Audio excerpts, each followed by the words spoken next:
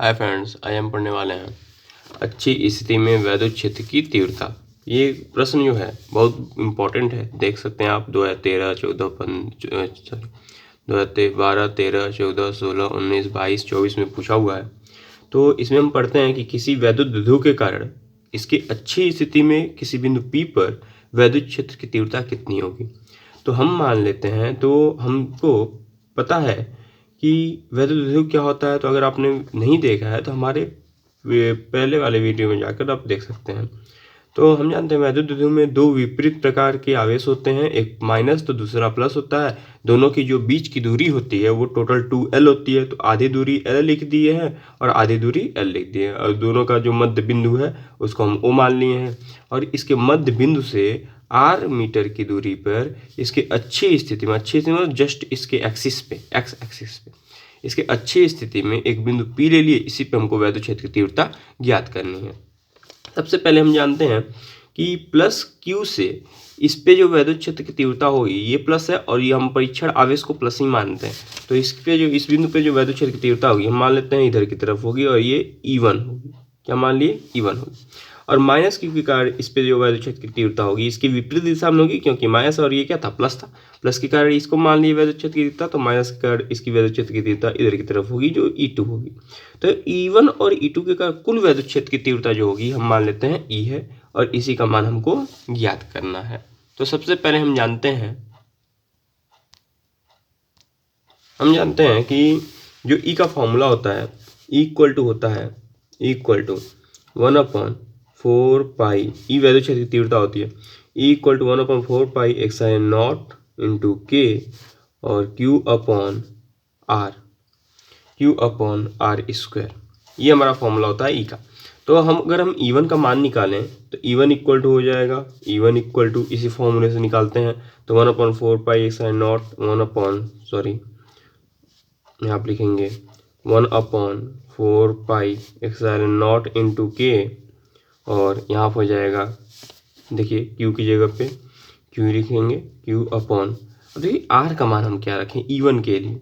तो E1 किसके कारण लगने वाला वैद्युत क्षेत्र की तीव्रता था, तो प्लस Q के कारण लगने वाले वैद्युत क्षेत्र की तीव्रता था।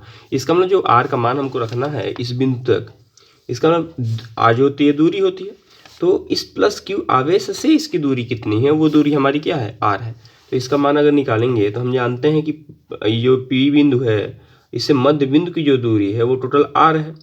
अच्छा, लेकिन इतना उसमें से अगर माइनस कर दें तो हमारा प्लस Q आवेश से अगर L माइनस कर दें R में से, तो प्लस Q आवेश से P की दूरी निकल जाएगी। तो ये वाली जो दूरी होगी यहाँ से प्लस Q से कहाँ तक की, P तक की, तो ये जो दूरी होगी ये होगी R माइनस L।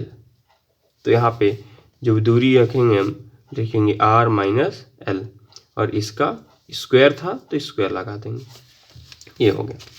अच्छा, फिर अगर हम E2 निकालें इसी प्रकार, E2 equal to 1/4 pi epsilon not into K, और यहाँ लिखें Q अपॉन, अब देखिए यहाँ पे R की दूरी क्या रखें, E2 क्या था, E2 था P पे लगने वाली वैद्युत क्षेत्र की तीव्रता माइनस Q आवेश के कारण। तो माइनस Q आवेश से इसकी दूरी रखनी पड़ेगी, तो मध्य बिंदु से इसकी बिंदु P की दूरी तो R है, और उसमें इतना अगर एक्स्ट्रा हम बढ़ा दें तो माइनस Q से इसकी दूरी निकल जाएगी। इसका मतलब R प्लस L करना पड़ेगा, तो यहाँ लिख देंगे R प्लस L और इसका स्क्वायर। ये इक्वेशन फर्स्ट हो गया, ये इक्वेशन सेकेंड हो गया। हमको टोटल E निकालना है, तो E इक्वल टू हम जानते हैं होता है E1 माइनस E2। क्यों E1 माइनस E2 होगा, क्योंकि विपरीत दिशा में इसलिए माइनस लगाना पड़ता है। देखिए E1 इधर की दिशा में है और E2 इधर की दिशा में, तो विपरीत दिशा के लिए हम क्या लगा देते हैं, माइनस लगा देते हैं। और कौन बड़ा, देखिए बड़े में से छोटे को घटाते हैं तब टोटल निकलता है। तो बड़ा कौन है, देखिए ये नज़दीक था तो इसलिए E1 इसका है प्लस Q का, और प्लस Q इससे नज़दीक था तो प्लस Q ये E1 बड़ा होगा, और ये माइनस Q इससे बिंदु P से दूर है तो E2 का मान जो होगा कम होगा, इसलिए E1 में से E2 घटाएंगे तो टोटल E निकलेगा। अब यहाँ पे वैल्यू पुट कर देखते हैं, वैल्यू पुट करेंगे अगर इसकी, तो E की वैल्यू इक्वल टू E1 की वैल्यू पुट करते हैं। E1 की वैल्यू ये है 1/4 pi epsilon not into K और Q upon R minus L का स्क्वायर, और फिर माइनस E2 की वैल्यू पुट करते हैं। E2 की वैल्यू ये है 1/4 pi epsilon not into K के पैरावर्तक नियतांक होता है Q upon R plus L का होल स्क्वायर। यहाँ पे हम देख रहे हैं कि ये कॉमन कर सकते हैं, कॉमन कर लीजिए तो E इक्वल टू हो जाएगा 1/4 पाई एक्साइलन नॉट इंटू के, ये कॉमन हो जाएगा।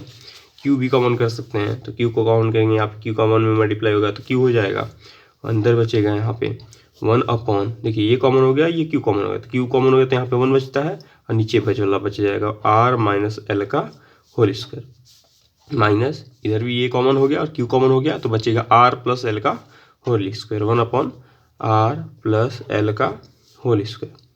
अब यहाँ से हम फॉर्मूला इसको सॉल्व करते हैं तो E equal to Q upon 4 pi epsilon nought into K, इसको मल्टीप्लाई करेंगे जब इसका क्रॉस मल्टीप्लाई तो यहाँ पर हो जाएगा R प्लस L का होल स्क्वायर माइनस इसका मल्टीप्लाई इधर होगा तो R माइनस L का होल स्क्वायर और अपॉन नीचे दोनों का मल्टीप्लाई हो जाता है तो R माइनस L का होल स्क्वायर और इंटू R प्लस L का होल स्क्वायर, ये हो जाएगा। यहाँ पे E equal to Q upon 4 pi epsilon nought into K, यहाँ पर हम जानते हैं a प्लस बी का होल स्क्वायर फॉर्मूला है तो a का स्क्वायर मतलब r है तो r का स्क्वायर हो जाएगा प्लस l का स्क्वायर और प्लस 2rl, ऐसे यहाँ माइनस है तो माइनस लिख देंगे, अंदर वाला a माइनस बी का होल स्क्वायर फॉर्मूला लगा देंगे तो a का स्क्वायर प्लस l का स्क्वायर माइनस 2rl, ये होता है फॉर्मूला। और अपन नीचे क्या है, नीचे है देखिए एक ब्रैकेट में जब a प्लस बी और a माइनस बी का ये फॉर्मूला दिख रहा है, जैसे r प्लस एल है और r माइनस एल तो होता है फॉर्मूला r का स्क्वायर और माइनस l का स्क्वायर, और दोनों के ऊपर होल स्क्वायर था तो पूरे का क्या लगा देंगे, होल स्क्वायर लगा देंगे, ये बन गया हमारा। यहाँ देखते हैं जो कैंसिल होने के लिए है वो हम कैंसिल कर देंगे, जैसे हम आप देखते हैं ये माइनस का मल्टीप्लाई करते हैं तो माइनस आर स्क्वायर हो जाएगा, आर स्क्वायर से आर स्क्वायर कैंसिल, ऐसे ही माइनस एल स्क्वायर हो जाएगा, एल स्क्वायर से एल स्क्वायर कैंसिल और माइनस माइनस प्लस 2rl हो जाएगा, 2rl और 2rl 4rl हो जाएगा। इसको सोल्व करते हैं, equal to Q upon 4 pi epsilon nought into K, यहाँ पे हो जाएगा R square plus L square plus 2rl, ये अंदर मल्टीप्लाई करेंगे माइनस का तो माइनस r का स्क्वायर माइनस l का स्क्वायर और माइनस माइनस प्लस 2rl तो हो जाएगा 2rl और नीचे दोनों का मल्टीप्लाई कर देंगे। यहाँ पे देखते हैं r स्क्वायर माइनस l का square, r square minus l का स्क्वायर और पूरे का होल स्क्वायर, ये हो गया। यहाँ से देख सकते हैं आर स्क्वायर से आर स्क्वायर कैंसिल हो जाएगा, एल स्क्वायर से एल स्क्वायर कैंसिल हो जाएगा और 2rl 4rl हो जाएगा। लिखेंगे equal to Q upon 4 pi epsilon nought into K और 2rl और 2rl 4rl, नीचे हो जाएगा r स्क्वायर माइनस l का स्क्वायर। यहाँ पे हम जानते हैं कि जो यहाँ पे हम लिख सकते हैं 2QL, देखिए यहाँ से 2 मिल जाएगा, ये Q मिल जाएगा, ये L हो जाएगा। यहाँ 2QL इक्वल टू होता है वैद्युत क्षेत्र वैद्युत धातु का बल आघूर्ण, जिसको हम P से लिखते हैं। तो लिखेंगे इक्वल टू, देखिए यहाँ पे 1 रहने दीजिए, 1/4 पाई एक्साइलन नॉट इंटू के, इस Q को इधर कर लेते हैं तो यहाँ पर लिख देते हैं, इसमें 2 एक ले लेते हैं, 2 एक Q और ये यहाँ से आ गया L, तो बचा क्या, इसमें से 2 ले लिए तो एक 2 तो बचा है, 2 2 जब 4 होता है तो यहाँ 2 बचा लिख दिए और क्या बचा है, R बचा हुआ है तो R को लिख देते हैं, Q तो यहाँ पर लिख दिए, L यहाँ पर लिख दिए, बाकी 2R बचा इधर लिख दिए, अपॉन नीचे का लिख देते हैं R स्क्वायर माइनस L का स्क्वायर। हम जानते हैं कि 2QL इक्वल टू होता है P इक्वल टू फॉर्मूला होता है वैद्युत धातु का आघूर्ण, जिसे कहते हैं 2QL होता है। तो जहाँ 2QL में आप क्या लिख देंगे, P लिख देंगे। तो देखते हैं यहाँ से,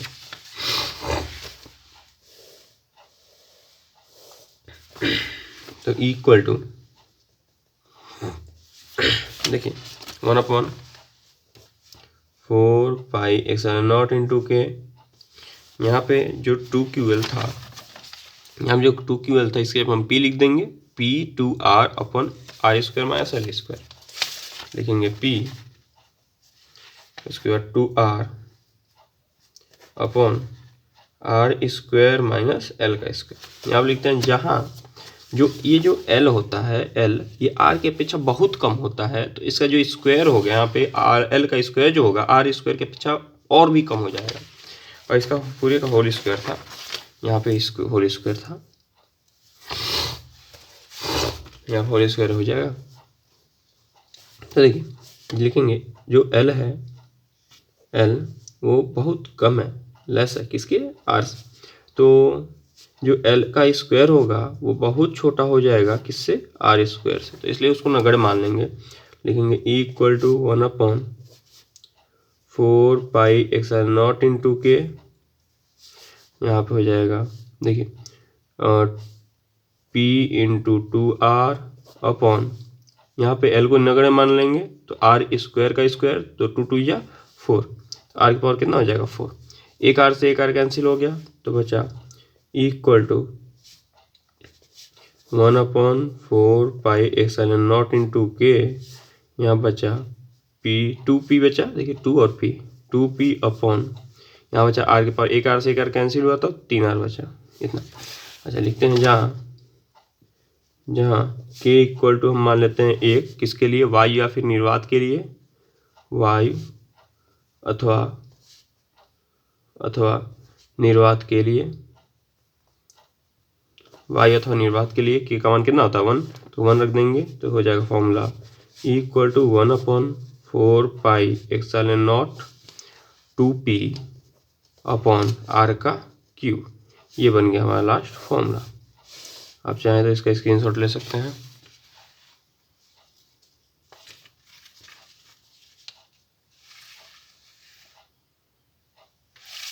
और अब एग्जाम के टाइम में रिवीजन करने के लिए हमारे चैनल को सब्सक्राइब करें, वीडियो को लाइक करें और ज़्यादा से ज़्यादा शेयर करें।